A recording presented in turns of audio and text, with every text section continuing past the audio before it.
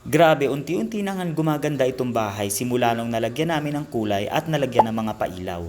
Isa sa viewers natin na natuwa nung nakita yung mga bilog na ilaw dito sa Kisame. Bali, binili po namin ito guys ay sa Wilcon and sobrang daming pamimilian. Ito yung LED ceiling lamp na bilog siya, 24 watts siya. Nagkakahalaga po siya ng nasa 1,200 pesos. Nung pumunta nga kami dito sobrang nalula talaga ako kasi nga ikaw talaga mismo ang pipili at mahihilo sa sobrang daming pamimilian. Isa rin sa nagustuhan ko itong parang may square na LED lights na to kasi triple color siya. Nagbabago-bago siya. Meron siyang warm white, meron siyang white. Kinuha nga rin pala namin yun and nasa 3,500 pesos siya. Hindi ko na nga magawang maagantay pa kasi bala ko sana sa online ako o-order. Kaya lang inisip ko ilang days yun bago dumating. Kung makikita nyo nga sa personal ay parang may mga glitters itong ilaw na to guys. At dahil nga sa sobrang excitement namin ito na nga guys at pinakabit na namin yung isang ilaw dito sa master bedroom. Ang maganda kasi sa mga LED lights, matipid po siya sa kuryente. Kaya mas maganda talagang gamitin ngayon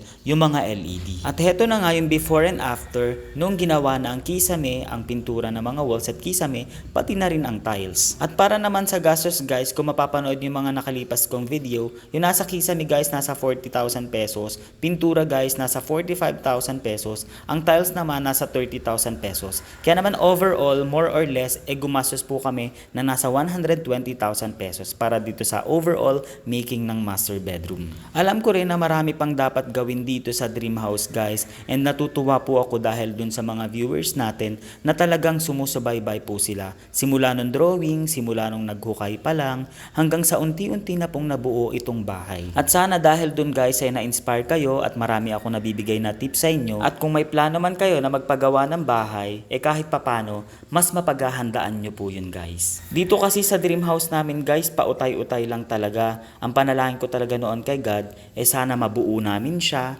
Yung tipong kahit hindi siya tapos na tapos, basta pwede na siyang tirahan, talagang malaking pasasalamat na ako nun kay God. Kaya naman po kung nangangarap kayo na magpagawa ng bahay, wag po kayong sumuko sa inyong pangarap. Dahil kung nagawa po namin, ibig sabihin ay magagawa nyo rin.